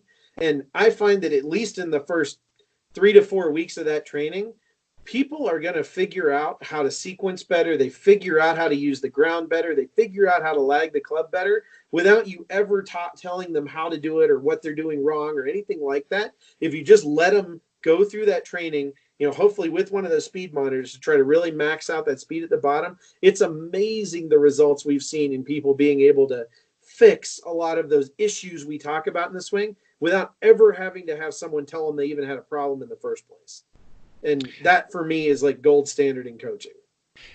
Have you noticed either the lighter, I mean, and we talked about the speed versus the overloading a little bit, but have you noticed lighter or heavier helping more people, or is it more person specific? The reason that we have all three of those in the course of the system training is that we've found that to be the most effective package to help the most number of people across the board. And the way I would put that is that if somebody's primarily like one of the people that needs the neurological piece, the light stuff's probably going to help them a little bit more. Okay. If they're the people that have more of the mechanical sequencing ground reaction flaws, sometimes the middle and the heavy can help with that a little bit more, but the other piece isn't there. So like, if that's the person, the light one doesn't hurt them. And if it's the person that needs the the overspeed stuff, the red one doesn't hurt them because they're still able to move it a lot faster than their driver. So that package is the most effective broad spectrum, if you will, for everybody. Is there any exercise a golfer could do to get going faster, and what would it be? 'Cause you're obviously around a lot of very smart people. I mean, exercise is a lot harder. Again, that's not my area of specialty, but I would say that that's just so player specific. Like, it just depends so much on what they have. I think motor control, maybe if I had to pick one that anybody could improve, would just be like disassociation motor control, like between the pelvis and the torso, would be huge. Being able to stabilize one segment and rotate the other segment independently. Mm-hmm. That might be the first thing that I feel like at our academy, I want to say 85 to 90% of the people that we had would have that drill in their program, because even if they could do it a little bit, making that better is always effective. I got this question actually from Martin Chuck, and his first one was, have you noticed anybody scuffing the weight tips as they swing the club? That was just kind of a funny one, but no, absolutely. I mean, that wasn't even a question. He was just kind of making a light joke. No, but... I mean, we tell people in the instructions that, you know, we recommend you do not hit the ground with this, and that actually helps people promote a little more speed. Obviously, you know, it's not, you know, it's definitely possible that people do from time to time. I mean, we've seen all kinds of crazy stuff. In fact, the world record, to my knowledge, for flight of a super speed club is about 175 yards. I think that club's still up in a tree at a course in Chicago, but they are almost like lawn darts. Those things can move if you let go of them. I recommend wearing gloves too when you do this. But yes, all of those things that we try to keep people, you know, with those kind of simple instructions. But yeah, I mean, simple, easy instructions, simple, easy cues, so that, you know, people can really kind of, even in a lot of ways, get out of their own way and access a lot more of that athleticism and speed that they already possess and just, you know, have forgotten how to use. Martin's more serious question was, have you noticed any accidental benefit to hovering the club above the ground? So like you would say, like hovering the club above the ground when you're trying to hit a ball? Yeah. Is there been any benefits? Yeah, because they're obviously not going to hit the ground with your device. Yep. And, you know, you take someone like a Nicholas who hovered it above the ground, and Greg Norman who hovered his driver above the ground. So as they practice with the SuperSpeed sticks, have you seen any benefit, or has anyone give you any feedback that there was more benefit that they learned, or they just got so used to hovering your device above the ground as they swung it that they started doing it with the driver and they saw a difference?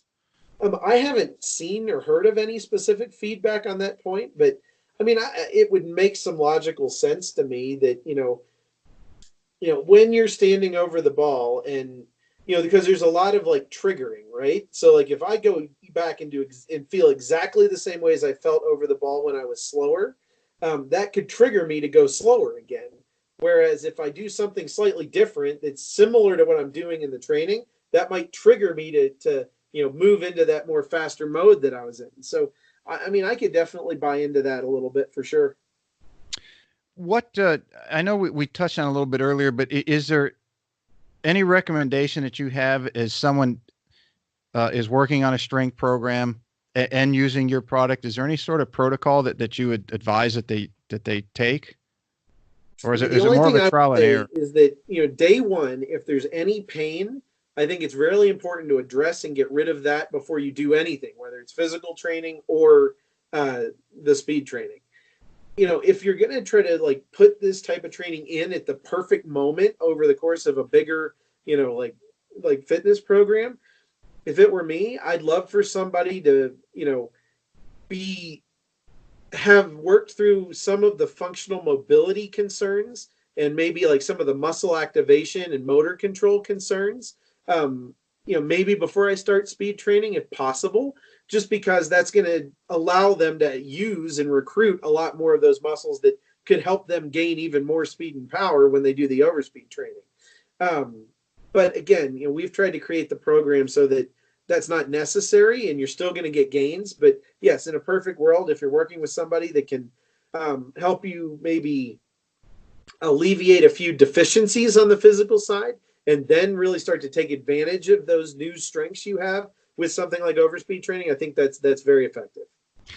Now that this is for our hemisphere, this is the off season. Would you say or recommend that this is the time to start that, or is any time a good time to start? You wouldn't necessarily start it in the middle of the summer season, would you? Where somebody's going to start picking up distance and now they're all over the place, or it really not all over, depends but on, hitting it too far? yeah, I mean, it just depends on what your goals are, right? Like, I mean, I think a lot of people, like your weekend warriors out there, are probably more interested in hitting it past the guys in their foursome than, you know, the ending score on their card sometimes. So, like, for that person, it might not matter. For a tour player, am I going to have them do it, you know, start the training the very first time, you know, the week before the Masters? Absolutely not. Um, so I think it really just depends on where you are from those aspects as a player. Um, I think the off season is the perfect time to get started and get yourself through like that first 6 to 8 weeks of kind of that normalization, and then after that, see what kind of gains you got, and then from there potentially, you know, maybe get refit for clubs and really get yourself dialed into a really good mode for the beginning of the season, and then during the season, maybe it's something that we always recommend to keep doing the training, but you can reduce the frequency a good bit and not lose any of the gains that you've gotten. Like, we'll see players move that down to once a week, even twice a month, and still maintain the gains that they've gotten from it during season. And then maybe the next off season, they push into the more advanced protocols, get those secondary jumps, and then do the whole thing over again. So I think it depends. Some people go straight through the program and just keep progressing through. That's been effective for people too. So there's a lot of ways to skin the cat on that one for sure. Do you find that some people might start with one level of your product, and then as they advance, let's say after the first year of training with it, that they have to bump up to the next stronger one? Well, we recommend that people, if they're going to continually do it, like we recommend like 6 weeks in the first protocol, then 8 weeks, then 12, that kind of thing as it goes. So we recommend that they change that protocol more often than like once a year. But like I said, I mean, most of the people out, I would say maybe do it in a 3 month stint, and then they'll back off a little bit, and then I'd recommend then they pick up with the same protocol for maybe a couple weeks and then move to the next one, that type of thing. No, I didn't mean the protocol, but I mean, let's say that they go through a full year's protocol with whatever um, weight or stiffness of product you have. Would they then move up to the next heavier No. to get the same increases? No. So like if you're playing a standard men's driver, remember the primary fitting element is what weight of the club you're currently using. So Mm-hmm. it fits around your driver. You wouldn't really ever change up to the next one because you use all three of those clubs during every single training session that you do forever. So yeah, it would be more about like advancing the protocols over time to make those a little bit more like we progress some of the drills to more aggressive ground reaction drills and sequencing drills. So that stuff can be effective, but no, we would never really recommend switching sets unless that player changed drivers to something that would change us out of those weight differentials. Okay, so only if they're changing their driver specs. Let's say they go from a 68-gram shaft to an 80-gram shaft. That Is when you would would actually recommend. pretty close to the same still. It'd be more if like they were in a 65-gram shaft and they went to a 45-gram shaft. Yeah, that would be a problem for them. I wouldn't recommend they do that. Arms are going to be flailing all over the place. I'm just using that as an example. Right. Or if they went from a 45-gram shaft and bumped up to a 65 because they gained 10 miles an hour of speed, that would be a situation where they would need to switch sets. Let's talk about your kids' sets a little bit. It's becoming more mainstream that as kids grow that their windows for what they're going to train is optimal, and then that window closes, right? And then so do you have certain protocols for when parents should tell their kids or get their kids this stuff, and then okay, you're going to train for this, and then but keep an eye out for when this window starts to close it. We want to take you off it so you don't hurt yourself. I think again, like there's a lot of good science on the whole junior development side, and that's actually a major aspect that I'm very into. Again, you know, trying to make things as easy and as simple for people as possible. You know, obviously training speed is never really, it's never bad over the course of development. Like And when you talk about those windows too, like that doesn't mean that's the only thing you train during that time. It Mm-hmm. just means that during that time, you're going to train all of these different things from skill and mobility and stability and balance and all these other physical characteristics. Maybe speed's just an emphasis during this like 5 to 7 period, and it's an emphasis during this like 12 to 14 period, right? Does that make sense? So Yeah. you're still training everything at all those times. And even in the times where it's not a speed window, we still are working on speed with our players during that time. Um, so we kind of just recommend to get started with it. We recommend around age 5 is a good time to get started. And, if you're already 10, it's better to start at 10 than it is to start at 11. Right. You don't want them waiting. They're actually losing because you miss those windows and you can't ever really get maximum potential, which is what you guys are really focusing on. You want to move into some rapid fire? I don't want to keep you all night. Yeah, whatever you like. All right. If now we just had the President's Cup, so let's say you made the president, or you either made the President's Cup or Tiger Woods called you up and said, "Hey, I got a captain's pick. I want you to play on the team." Yeah. What would be your walk-up song on the first tee? Walk-up song on the first tee. It's got to be like "Eye of the Tiger" from Rocky, right? It's the best entrance song ever written. That's a pretty good one. Bucket list golf course. Augusta. Haven't played that one yet? All the tour pros that yet. you've helped out, none of them say, "Hey, man, why don't you come Not on yet. down?" I feel it coming in the next couple of years, but it hasn't happened yet. So that one's on the list still. Last book you read. You're a very well-versed guy on a lot of different science. The last book you read was what? I actually reread Moneyball was the last one that I read. Your favorite golf club of all time? Man, that's tough. I'm going to go with Titleist 905R driver. I think mainly one of my favorites I've ever had. Well, if you're changing if you're working with your own stuff and your swing speed is going up, you have to change your shaft. Maybe it's not the favorite driver anymore. Oh, no. I mean, this is like back in the day. I think it's just because that's kind of what I played, a lot like after college and when I was first really getting serious about golf. So yes. All right, cool. Dream foursome. Oh man, dream foursome's tough, man.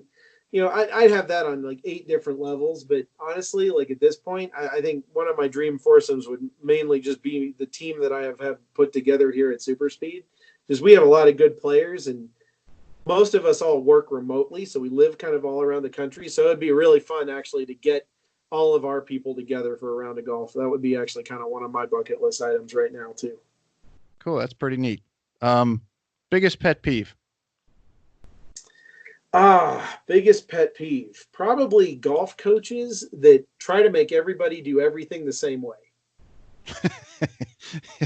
I think in today's world that's or hopefully slowly going away with all the data that's been brought forth in the era we live in.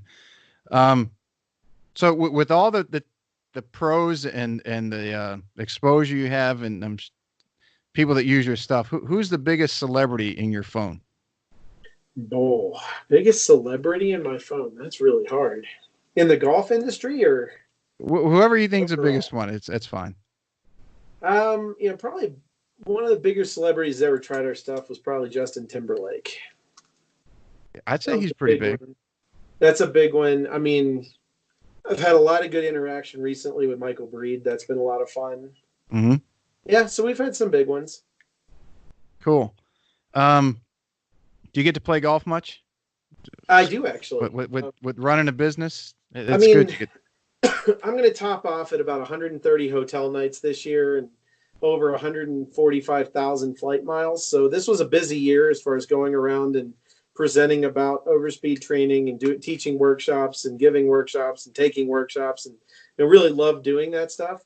I will say though that like our slowest season with all of those conferences and things is actually in the summer, because most of those PGA sections and everything do their education programs in the winter. So I get a couple rounds a weekend at least. And I'm also in that point where I have a 2-year-old and a 1-year-old at home now too. So that's a little bit of a limiting factor as well. But I got about 40 rounds in this year, so I'm still holding strong. All right. Well, the reason I asked if you're playing is the next question was your go-to word if you hit a bad shot. I can't say that on here. It's not appropriate.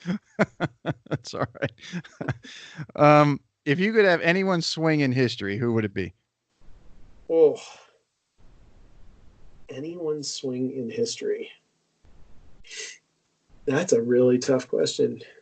I've always there's a lot that I've really liked. I mean, I've always liked Nicholas's, even though it was a little bit different, if you will. I've always liked some of the slightly different swings that were massively effective. So we'll go there. All right, cool. That's a pretty good one to follow. That's a good segue into the next one. Uh, Greatest ever, Tiger or Jack? Uh, that's another really tough one. I feel like I would go with Tiger just because Tiger, I still feel like, is the person that has been able to learn the game of golf more efficiently than anyone else that's ever done it. Because he's been at that level with some pretty significantly different golf swings, and he's been able to get back to it. And I admire people that can learn things to that extent and that level greatly. Yeah, and the amount of times he's changed it and still been extremely successful it just illustrates to further extent his mental capacity and his prowess to be great. I mean, most tour players barely get through one swing change if that doesn't kill their career. He's done it 4 or 5 times. Mm-hmm. Oh, hey, this has been really good. I hope that after people listen to this, even some of the people who might not agree with you have a better understanding of where you're coming from, what you've used to develop and utilize this product. I think it's helping a lot of people. For me, hearing you say that, look, we're trying to make something to help a lot of people, and you can't fine tune it to an exceptional degree like some people might think you should when you're trying to help the masses. And I think you guys are doing a good thing. And I also think that if anyone does disagree with what you're doing, I hope that they reach out to me. I'll get them in touch with you, or reach out to you and say, hey, I heard what you said and I disagree with this. Maybe we can chat about it a little more. Yeah, no, absolutely. We're totally open to that. I feel like there's a lot of great coaches out there and there's a lot of great trainers out there, and a lot of them are using our stuff. And, for those that aren't, I think give it a shot. And if there's things that you can do with the product that aren't exactly what we recommend on the broad scale basis, and you get good results with your players, we're all in the business of helping people get better and get more enjoyment out of the game. So anything that we can do to help, like I said, we're an open book on all the stuff that we've done, and we're always trying to make everything we do better.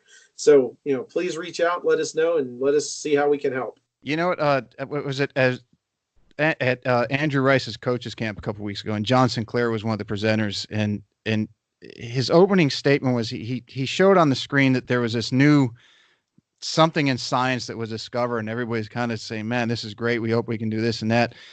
And he brought up a very good point that he said, when someone comes up with something new in the golf industry, almost always one of the first responses, well, it won't work because of X. Right. And he's saying, as an industry, we kind of need to get out of that mentality. And if you don't agree with somebody, do it in a respectful way that says, hey, I think that this might help, or I disagree because of this, instead of just trying to tear somebody down. I think that's become too prevalent in this industry. I mean, we just kind of take the stance of, we don't engage with a lot of that. Like, we're happy to discuss anything that we've done, and we're happy to talk about it. And like I said, we're always trying to be better as well. But we feel like being open and sharing information and sharing the things that we've looked at and how we've done it is the best way to continue to make everybody better. And I think there's a lot of people that are finding some really good success with our stuff, and we're certainly proud of the things that we've done. So. Yeah, absolutely. And for anyone out there that's listening, Mike and his whole team were gracious enough to give a discount for anyone listening. So if you go to their page and you want to order it, when you get towards the end in the coupon sec, there's a promo code, and just type in Golf 360 and you'll get the discount that they were more than gracious to provide. So we really appreciate that. No, you're very welcome. So go to say the website again, Mike, so everybody knows. Ours is superspeedgolf.com. You can get in touch with us at info@superspeedgolf.com if you have any questions. But like I said, there's tons of information on the website. Please feel free to reach out. We're always happy to talk to anybody about our stuff. So. Yeah, and I'll have all the links and the promos and the links to your guys' page and site net where they can follow you and all that other good stuff in the summary. And Wish you guys continued success, and hope to see you guys down at the PGA show. Thank you. We'll be there for sure. Wonderful. You have a great night. All right, everybody. Thank you so much for listening to today's show. If you enjoyed it, you can find more information on today's episode and other topics at golf360.blog. There you'll find the show notes and links related to this episode, as well as any other episode that we've done so far to date. If you're interested in improving your game and would like to learn more from yours truly by taking a private lesson, a half-day or multi-day school, club or putter fitting, you can reach me through the blog site or by email, pete@golf360.blog. So some of you may be asking, what is the golf paradigm? All you have to do is click on the homepage while on my blog site to discover how you can start playing better than you ever thought possible. Or you can simply sign up, again, on the blog page for my instructional videos where I give regular tips on all areas of the game to include the swing, club design and fitting, health, fitness and nutrition, the mental aspects, and equally as important, the integration of all those things together. I'm also on social media, and you can find me at The Golf Paradigm. That's PARADIGM. And I'm on Facebook, Instagram, and Twitter. And don't forget to subscribe to my YouTube channel, also under the same name, The Golf Paradigm. Facebook is usually the best way to reach me for questions and or comments, and I look forward to hearing what all of you have to say.